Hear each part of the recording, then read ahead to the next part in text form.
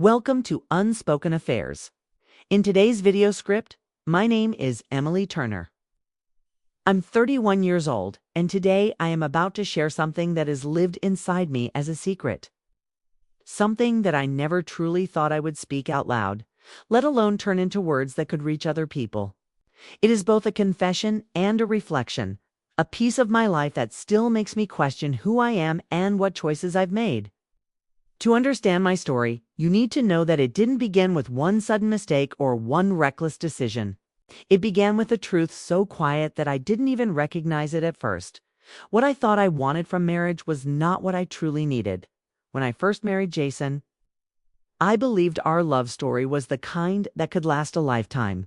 Jason was my college sweetheart. He was safe, he was steady, he was kind in a way that made me believe I could trust him with everything. He loved routine, order, and predictability. He built his life around schedules, responsibilities, and promises he never broke. And for a long time, I convinced myself that this was what happiness looked like: a neat little house with a white fence, dinners eaten at the same table every night, and a husband who never let me down. From the outside, it was picture perfect. And for a while, I believed it was enough. But deep inside, something was missing. It wasn't obvious at first. It was like a faint whisper that I ignored because I wanted so badly to believe in the life I had chosen. Yet as the years passed, I began to notice that the spark, the passion, fire that makes your chest tighten and your pulse quicken was no longer there. The truth was painful to admit. I told myself this was normal, that marriages after the honeymoon stage were supposed to feel calmer, steadier, less exciting. Everyone I knew said passion fades and companionship is what lasts. But I couldn't quiet the longing inside me. I wanted more. I wanted to feel alive again. That's when Noah stepped into my life in a way I never expected.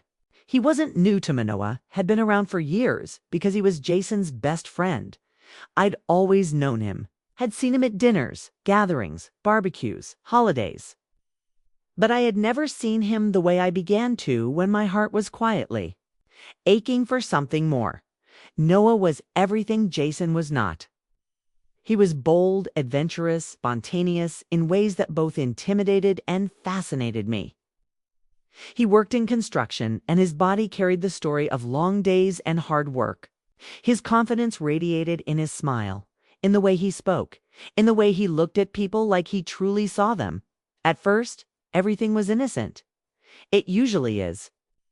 Noah would stop by when Jason was working late or traveling, helping me with small repairs around the house: a leaky faucet, a creaky door, the kind of things Jason always put off until later. I'd offer him a drink and we'd sit at the kitchen table talking. But unlike the shallow conversations Jason and I had fallen into work, bills, grocery lists, Noah asked me about myself. He wanted to know about my dreams, my thoughts, the little things that made me who I was. And when he listened, I felt alive in a way I hadn't in years. Then, one night, something shifted.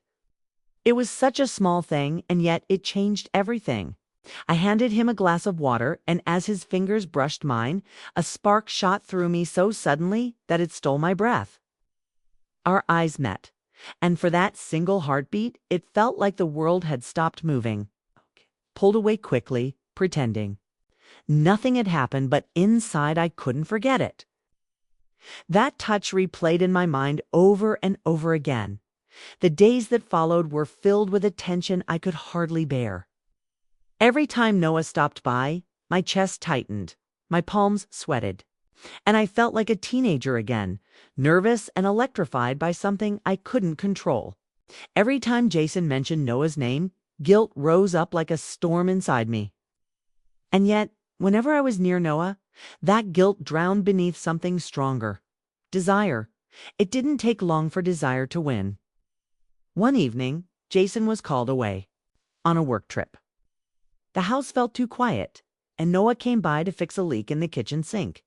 We laughed about something trivial, our voices echoing in the empty house, and then the laughter died away into silence. His eyes locked onto mine, and in that silence, I knew exactly what was about to happen. Before I could stop myself, I leaned closer. That moment was a blur fear, exhilaration, the undeniable realization that I had crossed a line that could never be uncrossed.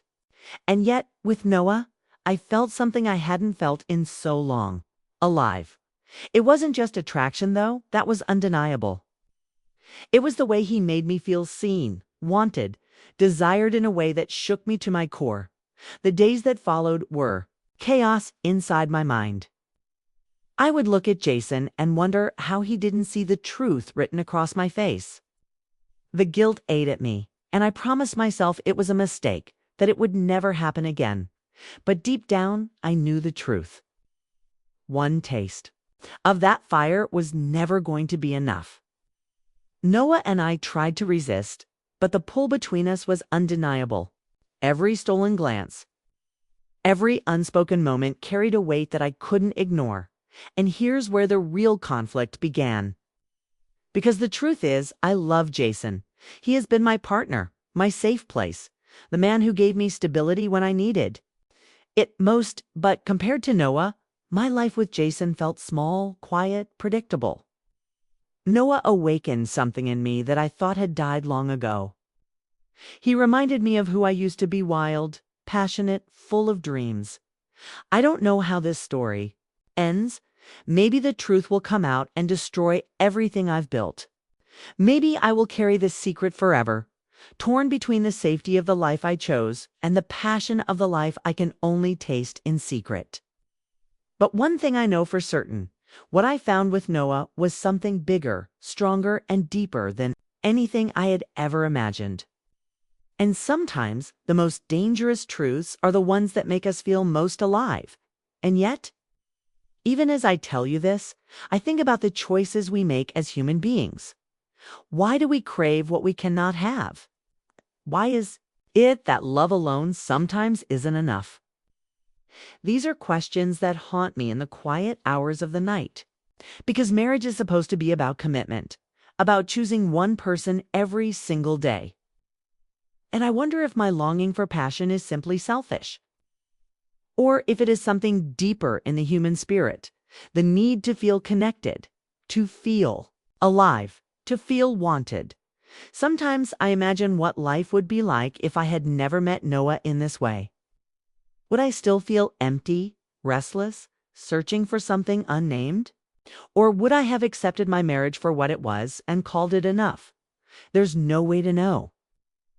But what I do know is that choices have consequences, and no matter how deeply hidden a secret may be, it leaves a mark on your soul. That is my story. That is my truth. And though it scares me to admit it, perhaps someone out there listening has felt the same.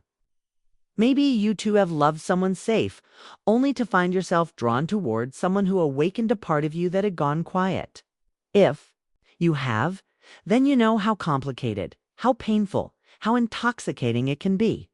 This is not a story of villains or heroes. It is a story of being human, flawed, searching, longing. And in that, perhaps, it is not just my story, but ours.